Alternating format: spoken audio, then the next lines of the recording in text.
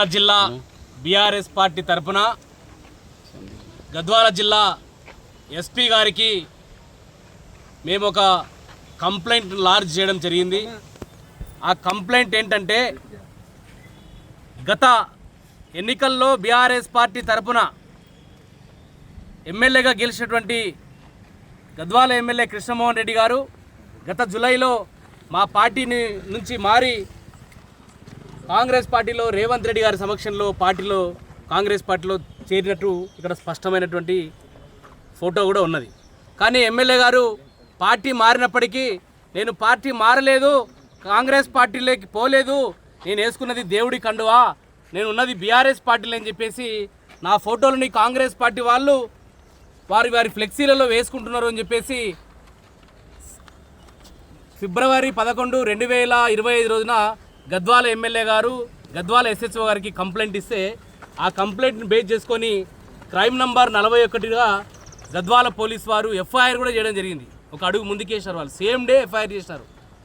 So తర్వాత June 25వ తారీఖు రోజున గద్వాల జిల్లా కేంద్రంలో గద్వాల నియోజకవర్గ కాంగ్రెస్ పార్టీ ముఖ్య కార్యకర్తల నాయకుల సమావేశంలో Congress party all India Congress committee AICC కార్యదర్శి ఇన్ఛార్జి కార్యదర్శి అయినటువంటి మాజీ పార్లమెంటు సభ్యులు విశ్వనాథన్ గారు ఇక్కడ గద్వాలలో ఉన్నటువంటి కృష్ణమోహన్ రెడ్డి గారి యొక్క క్యాంపు కార్యాలయంలో వారు హాజరైనారు. కాంగ్రెస్ పార్టీ నాయకుల ముఖ్య కార్యకర్తల మీటింగ్ కూడా ఏర్పాటు చేయడం జరిగింది.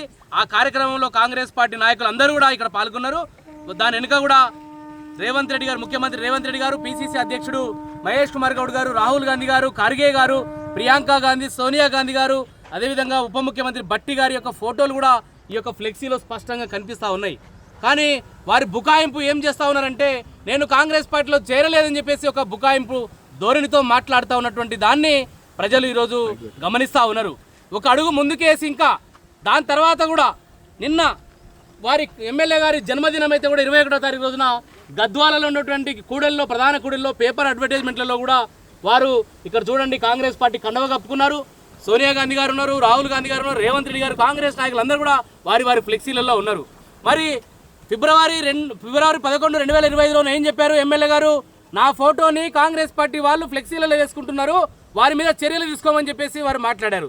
మరి ఈరోజు మీరే ఎమ్మెల్యే గారే కాంగ్రెస్ పార్టీ అఖిల భారత కాంగ్రెస్ నాయకులు ఇంటికి పిలిపించి క్యాంప్ ఆఫీస్కి మీటింగ్లు పెట్టి మీ ఫ్లెక్సీని వారి ఫ్లెక్సీని కాంగ్రెస్ ఫ్లెక్సీలు ఒకటే ఫ్లెక్సీలో ఉన్న వాస్తవాలను కూడా మీరు మర్చిపోయినారని అడుగుతా ఉన్నా.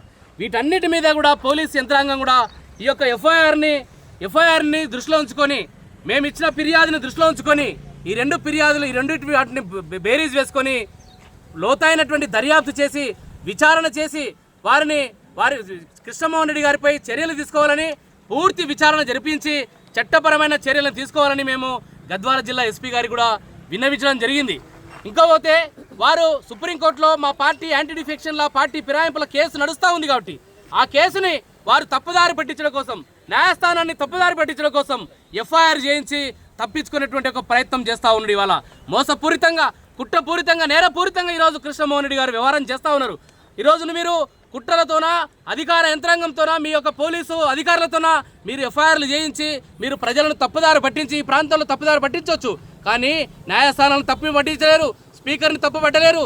ప్రజలు మిమ్మల్ని ఓట్లు వేసి కేసీఆర్ గారి ముఖంతో వారి యొక్క ఫేస్తో కేసీఆర్ గారి వారి యొక్క అండదండలతో గులాబీ జెండాతో కారు గుర్తు మీద ఓట్లు వేసి గెలిపించారు మీరు. కానీ మీకు ఓట్లు వేసినటువంటి ప్రజలు ఖచ్చితంగా కర్రు కాల్చి వాత పెడతారు. మీరు మోసం చేయవచ్చు, కానీ న్యాయస్థానాలను మోసం చేయలేరు, స్పీకర్ని మోసం చేయలేరు, పార్టీలని మోసం చేయలేరు, ప్రజలను అంతకంటే మోసం చేసేటువంటి పరిస్థితి లేదు. కాబట్టి మీరు మీ యొక్క అధికారాన్ని నెత్తికెక్కించుకొని కోట్లాది రూపాయలకు అమ్ముడు పోయి ఈరోజు కాంగ్రెస్ పార్టీకి ఈరోజు 100 కోట్ల కాంట్రాక్టులు ఈరోజు ఈ ప్రాంతంలో చేస్తూ ఉన్నటువంటి పరిస్థితి.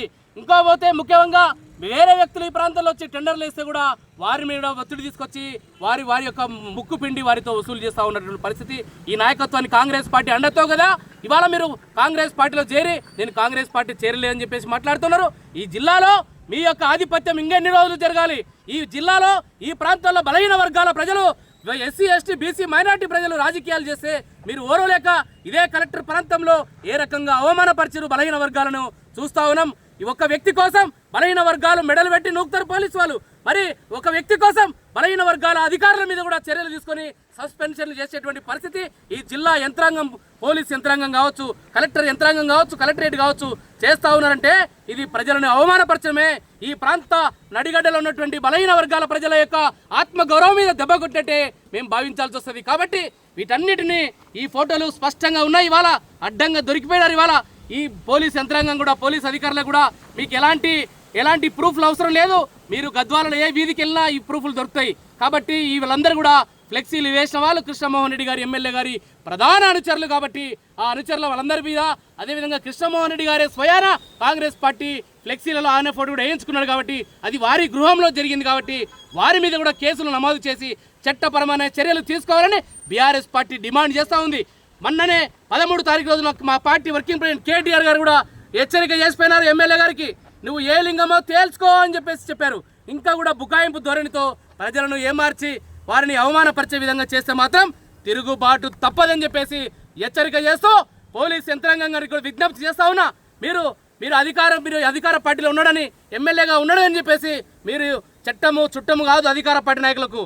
చట్టము అందరికీ సమానంగా వర్తించాలని, వారి మీద చట్టపరమైన చర్యలు తీసుకొని ఈ ప్రాంత ప్రజల మనోభావాలని కాపాడాలని పోలీసు యంత్రాంగాన్ని కూడా విజ్ఞప్తి చేస్తూ కృష్ణమోహన్ రెడ్డి గారి మీద కూడా ఈ నడిగడ్డలో ఉన్నటువంటి బలహీన వర్గాల ప్రజలు, ఎస్సీ, ఎస్టీ, బీసీ, మైనార్టీల తిరుగుబాటు బావుట త్వరలోనే ఎగురుబోతోంది. త్వరలోనే ఈ ప్రాంతానికి ఉప ఎన్నికలు రాబోతా ఉన్నాయి. ఖచ్చితంగా కృష్ణమోహన్ రెడ్డి గారికి ఈ ప్రజలు బుద్ధి చెప్పడానికి సిద్ధంగా ఉన్నారని చెప్పేసి తెలియజేస్తా ఉన్నా. జై తెలంగాణ. కేసీఆర్ గారి నాయకత్వం, కేటీఆర్ గారి నాయకత్వం.